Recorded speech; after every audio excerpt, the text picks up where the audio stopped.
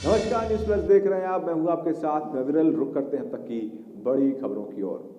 गणतंत्र दिवस पर निकाली गई विभिन्न प्रदेशों की झांकियों में इस बार उत्तर प्रदेश अव्वल रहा है। अयोध्या राम मंदिर की भव्य झांकी को पहला स्थान दिया गया है।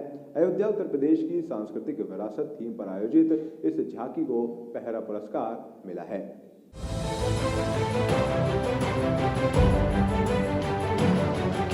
72वें गणतंत्र दिवस पर अलग अलग राज्यों से झांकियां प्रस्तुत की गईं, जिसमें उत्तर प्रदेश की ओर से राम मंदिर मॉडल की झांकी प्रस्तुत की गई थी। ये झांकी बाकियों से बेहतर साबित हुई और इससे पहला स्थान मिला है। नई दिल्ली 72वें गणतंत्र दिवस पर अलग अलग राज्यों से झांकियां प्रस्तुत की गई हैं, जिसमें उत्तर प्रदेश की ओर से राम मंदिर मॉडल की झांकी प्रस्तुत की गई थी। ये झांकियां बाकियों से बेहतर साबित हुई है और इससे पहला स्थान मिला है। गुरुवार को केंद्रीय युवा एवं खेल मंत्री किरण रिजिजू ने यूपी की राम मंदिर वाली झांकी को पहला पुरस्कार प्रदान किया। एसीएस सूचना और सूचना निदेशक की टीम ने दिल्ली में पुरस्कार ग्रहण किया। बता दें कि गणतंत्र दिवस के दिन राजपथ पर आयोजित परेड में जैसे ही राम मंदिर के मॉडल वाली उत्तर प्रदेश की झांकी आई तो वहां मौजूद लोग खड़े होकर तालियां बजाने लगे। तस्वीरों में कई लोग राम मंदिर के इस मॉडल की ओर हाथ जोड़े नजर आए। इस झांकी के रूप में न केवल पूरे देश बल्कि समूचे विश्व ने भगवान राम के भव्य मंदिर की छवि के दर्शन किए। उत्तर प्रदेश की इस भव्य झांकी को पहला स्थान मिला है। यूपी की झांकी के पहले भाग में महर्षि वाल्मीकि को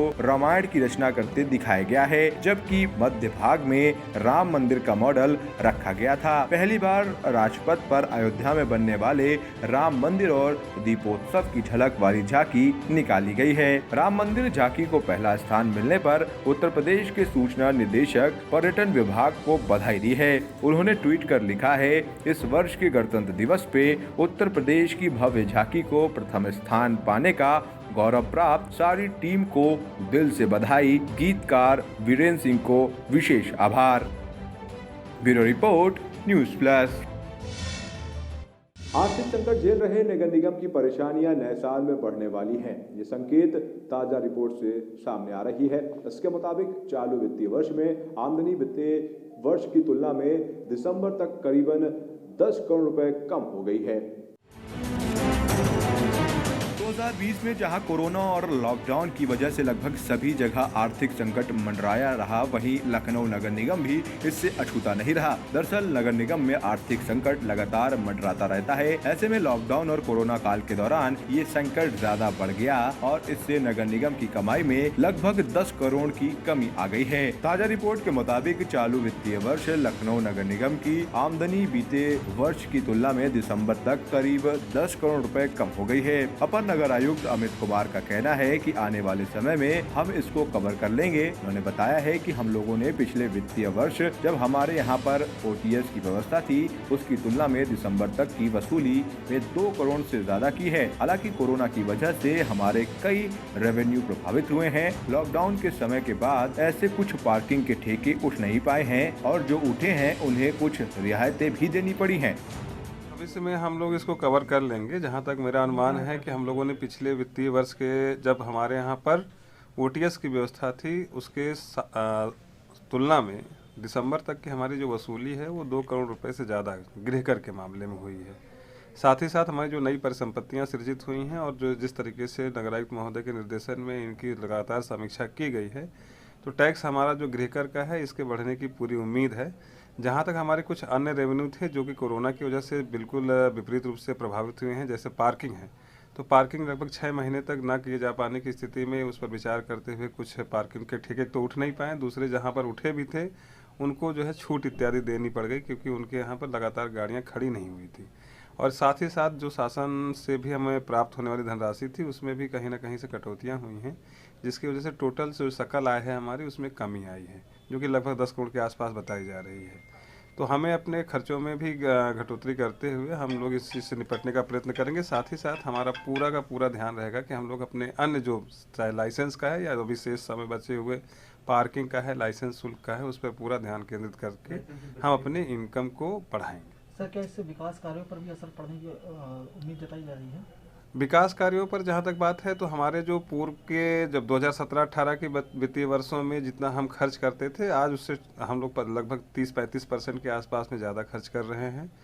तो हमारे जो विकास कार्य की जो गति है डेफिनेटली है कि वो 30-35% ज़्यादा ही है, चाहे वो हमारे माननीय पार्षद के जो क्षेत्र थे उसमें उनके द्वारा प्रस्तावित कार्यों की सूची हो या फिर हमारी माननीय महापौर महोदय के द्वारा प्रस्तावित कार्य हों, उन सभी कार्यों को कराया जा रहा है। साथ ही सरकार के चाहे स्मार्ट सिटी के कार्य हों या फिर उनके 14वें वित्त के कार्य हों, उन समस्त मदों में हम लोग को धनराशि प्राप्त हुई है और लोगों की ज़रूरतों के हिसाब से ऐसे विकास कार्य कराए जा रहे हैं जिससे लखनऊ की जनता को सहूलियत हो। शासन से भी प्राप्त होने वाली धनराशि भी कम मिली है। इन सभी कारणों की वजह से हमारी सकल आय में कमी हुई है। हमारे खर्चों को हटाकर इससे उभरने की कोशिशों में नगर निगम लगा हुआ है।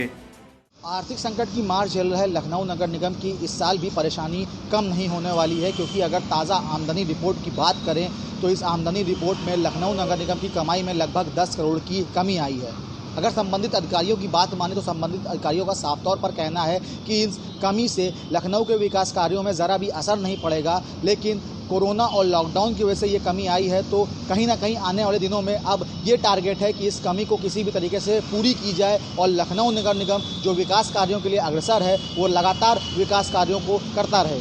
बहरहाल संबंधित अधिकारी का ये भी कहना है कि आने वाले दिनों में खर्चों में कमी करके लखनऊ नगर निगम इस घाटे को पूरा करेगा और आने वाले दिनों में और अभी से ही लखनऊ नगर निगम इस तैयारी में जुट चुका है। लेकिन अगर विकास कार्यों की बात करें तो विकास कार्यों में ज़रा सी भी कमी नहीं आएगी, संबंधित अधिकारियों ने ये दावा किया है। बहरहाल अब देखने वाली बात यह होगी कि क्या इस कमाई के घाटे से विकास कार्यों पर असर पड़ता है या नहीं, क्योंकि अगर संबंधित अधिकारियों की बात माने तो उनका तो यही कहना है कि आने वाले दिनों में इस कमाई को ज़रूर बढ़ाया जाएगा। राजधानी लखनऊ से न्यूज़ प्लस के लिए अभिषेक पांडे। तो ही लखनऊ नगर निगम की सीमा में आए जो गांव हैं वहां पर जो हैंडपंप और चौराहों पर स्ट्रीट लाइट पोर्ट लगने का काम अब जल्द शुरू होने वाला है। इसके अलावा विशेष गैंग बनाकर रोस्टर के आधार पर साफ सफाई कराई जाएगी। साथ ही सरकारी जमीन चिन्हित करने का काम भी जल्द पूरा किया जाना है।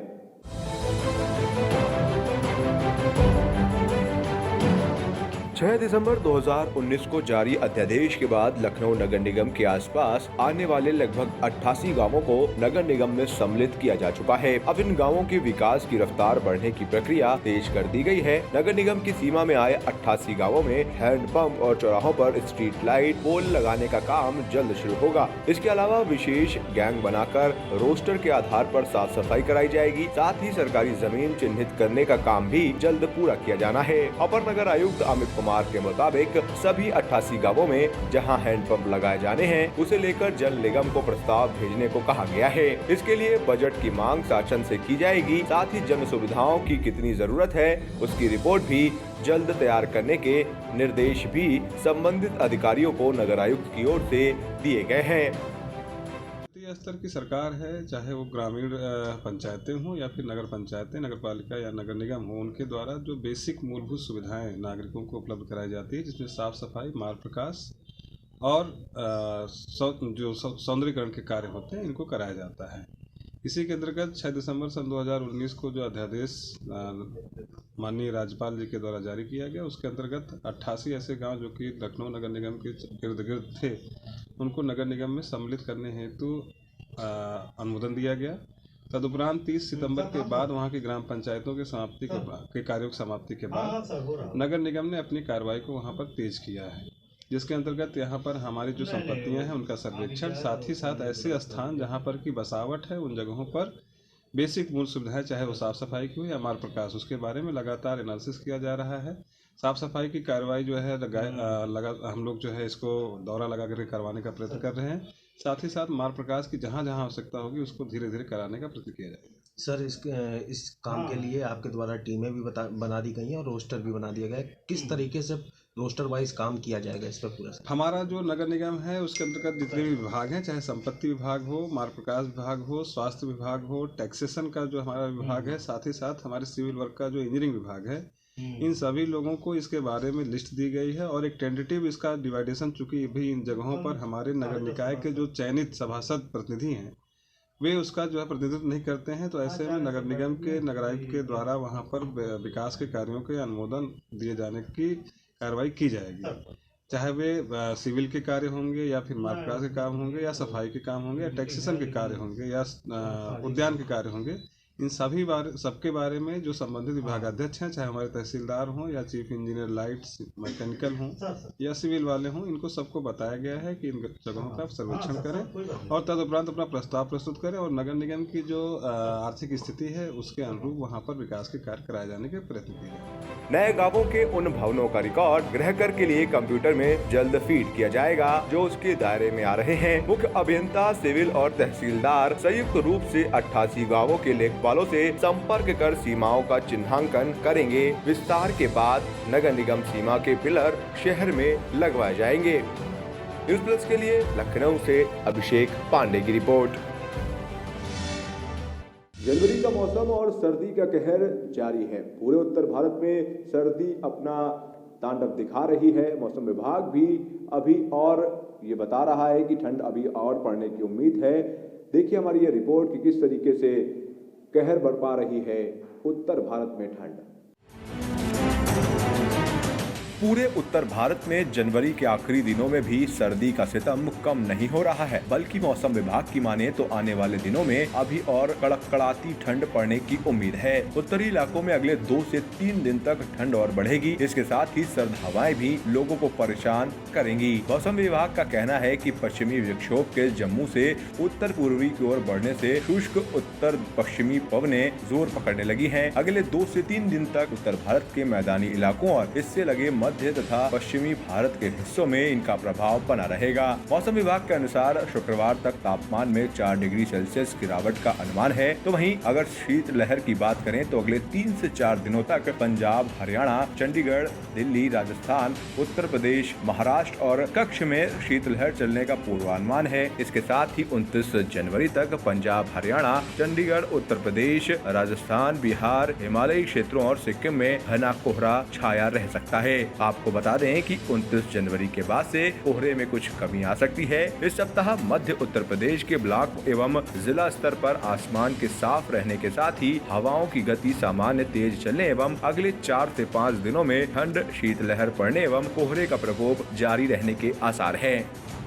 उत्तर भारत में लगातार ठंड का प्रकोप जारी है। आज हम इस वक्त यहाँ पर बड़ा चौराहा पर खड़े हुए हैं। आप हमारे पीछे देख सकते हैं कि 1:30 बजे का ये वक्त है, दोपहर के 1:30 बजे हैं। सूर्य देवता ने अभी तक दर्शन नहीं दिए हैं। पीछे आप देख सकते हैं कि घना कोहरा अभी भी छाया हुआ है। साथ ही अगर बात की जाए मौसम वैज्ञानिकों की तो उनका भी यही कहना है कि अभी आगे आने वाले दिनों में शीत हवाओं के साथ में ठंड और पड़ सकती है। न्यूज़ प्लस के लिए कैमरा पर्सन वीरेंद्र सिंह के साथ अविरल गुप्ता, कानपुर।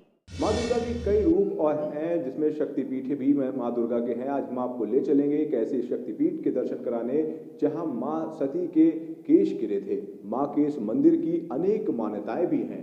क्या है पौराणिक कथाएं, क्या है इस पवित्र स्थान की मान्यताएं, आइए दिखाते हैं हम आपको इस खास रिपोर्ट में।